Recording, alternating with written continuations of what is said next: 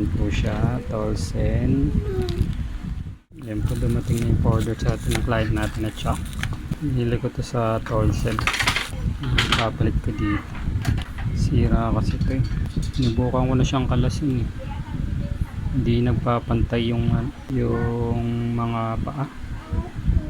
Kahit pinantay ko na siya. Tapos kapag in-screw na, hindi na siya nagsasabay. Parang na-lost thread. Kaya pinabilihan ko na yung client. Problema kasi nito nung una, nag-lock. Tapos hindi na maikot. Tapos sinubukan kong kalasin. Nakalas ko naman siya. Tapos sinubukan kong pantay-pantayin. Hindi siya papantay kapag nag-screw. Ayan, pinabili ko na lang sa client. Ito yung laman. Ano kasi? Yan po siya, Tolsen. Yung quality na ngayon. Ayos.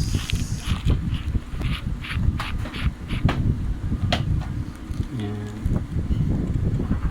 Tapos ito yung pinili na lang ng client natin is itong gantong itsura para mas maganda yung ito kasi parang nasira pala siya kapag nag-lock. Hindi mo mahirap ayos kapag nag-lock siya. Maano yung mo dito, kakapigil dito, masusugatan yan nung nagkakaldo.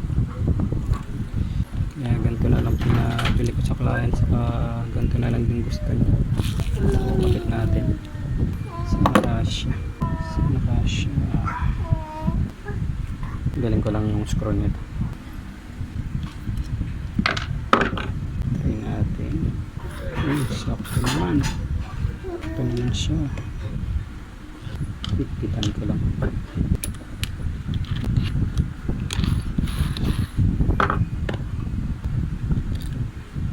Yung screw.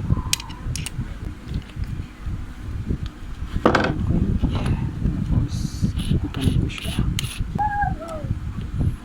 Nila ganito.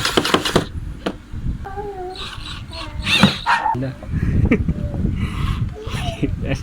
Nabali. Yung kayo nabali.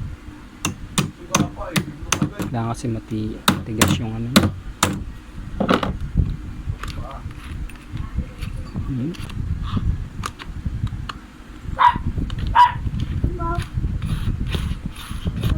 hindi na tatanggal.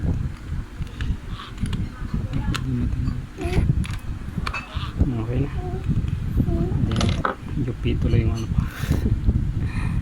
Tigas pala nito. UP. Yung sa client. Thank you po.